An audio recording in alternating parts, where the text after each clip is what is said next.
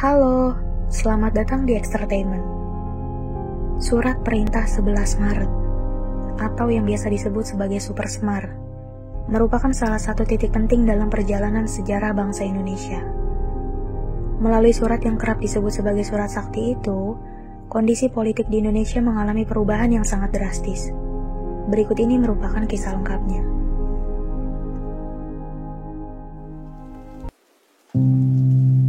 Setelah peristiwa G30S 1965, kondisi politik, ekonomi, dan keamanan di Indonesia semakin memburuk.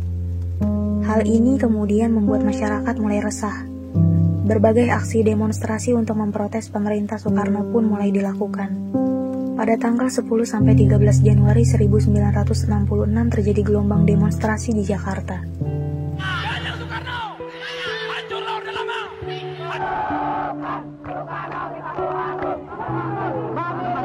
Ketika itu, massa yang melakukan demonstrasi melayangkan 3 tuntutan rakyat kepada Presiden Soekarno.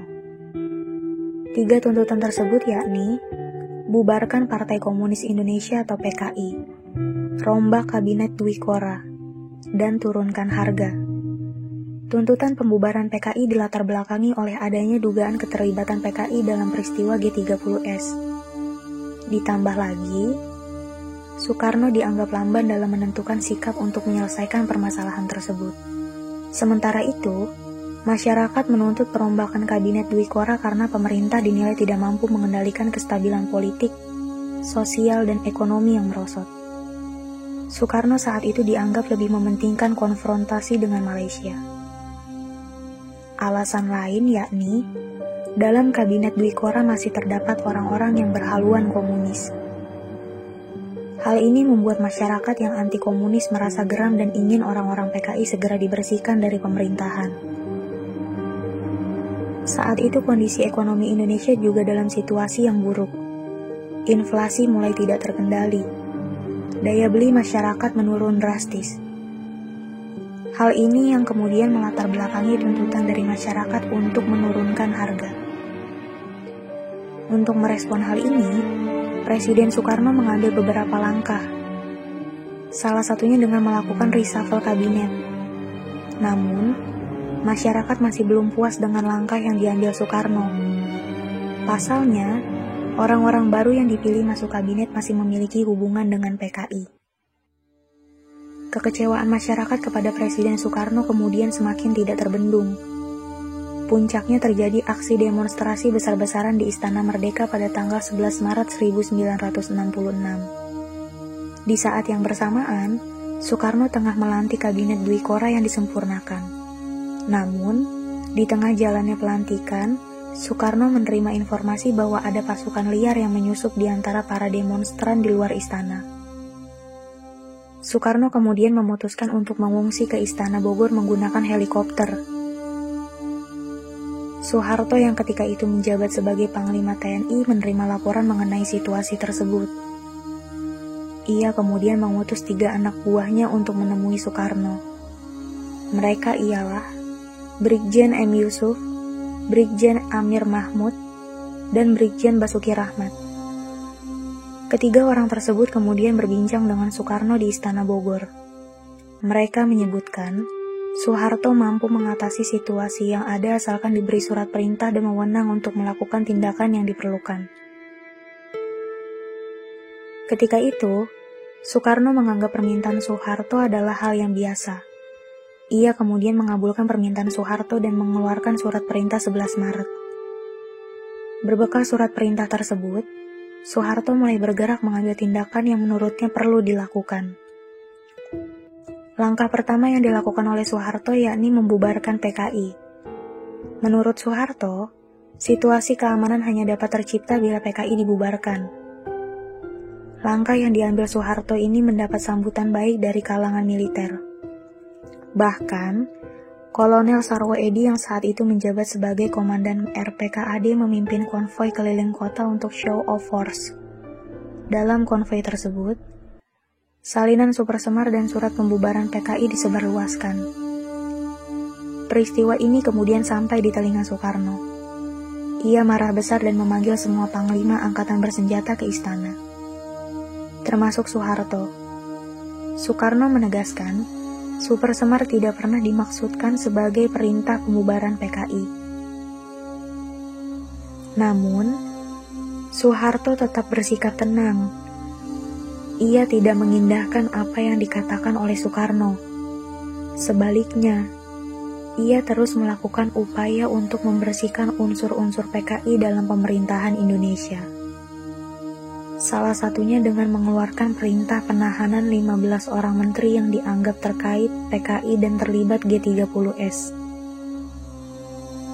Tidak hanya sampai di situ, Soeharto turut mengambil langkah untuk mengukuhkan Super Semar menjadi TAP MPRS.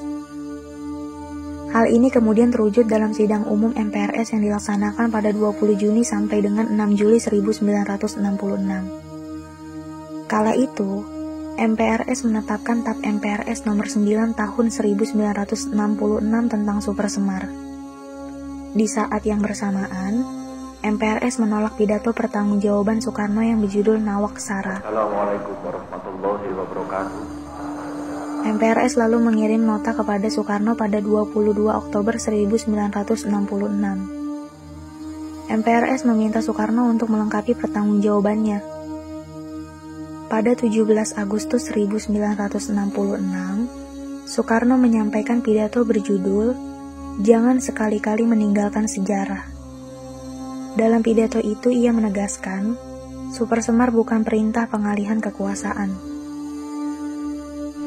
Dikiranya SP 11 Maret adalah satu penyerahan pemerintahan.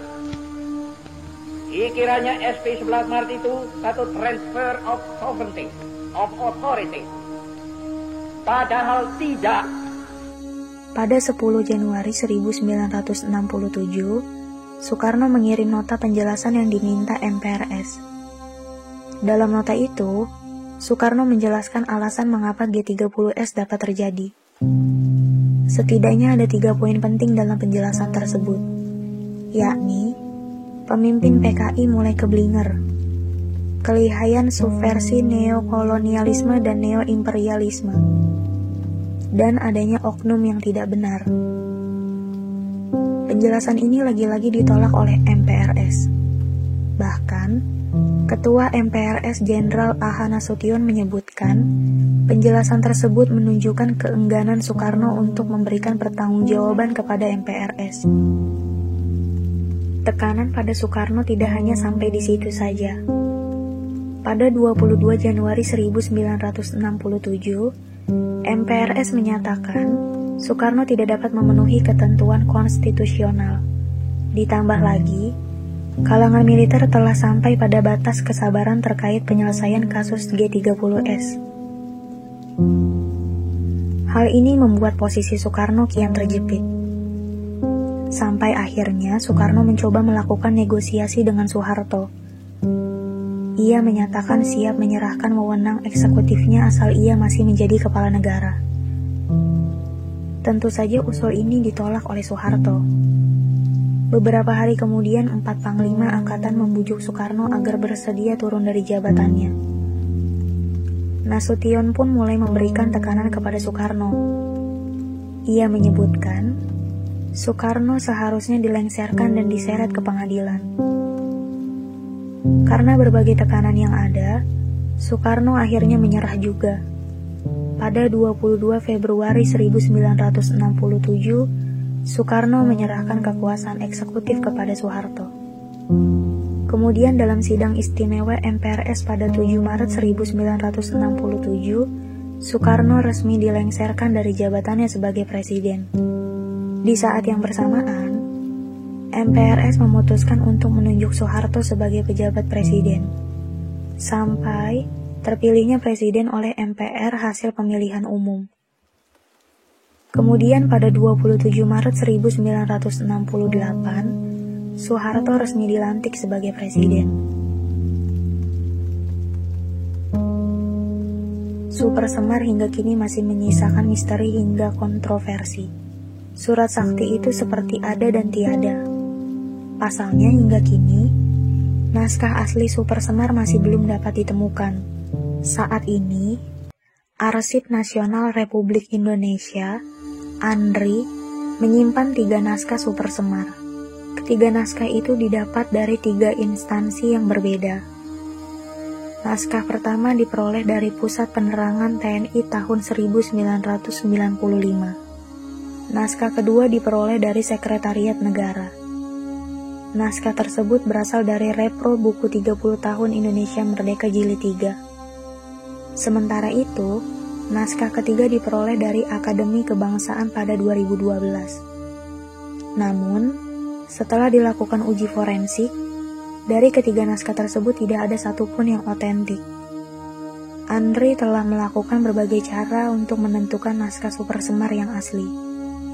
Namun hingga kini usaha itu masih menemui jalan buntu. Menurut sejarawan Asfi Warman, meski saat ini ada 3 versi Super Semar, substansi dari ketiganya tetap sama, yakni pemberian tugas kepada Soeharto untuk pengamanan jalannya pemerintahan. Kemudian terdapat pula perintah pengamanan keselamatan pribadi Presiden. Namun hal ini tidak dilaksanakan sepenuhnya oleh Soeharto. Soeharto di kemudian hari malah menjadikan Super Semar sebagai alat untuk merebut kekuasaan dari Soekarno. Itu dia merupakan kisah mengenai Super Semar, sebuah surat sakti yang menjadi awal mula runtuhnya Orde Lama dan kelahiran Orde Baru. Terima kasih untuk kalian yang sudah menyimak video ini sampai akhir. Jika kalian suka dengan video ini, silahkan like, komen, share, dan subscribe channel ini ya. Jangan lupa nyalakan lonceng agar tidak ketinggalan video kami berikutnya. See you!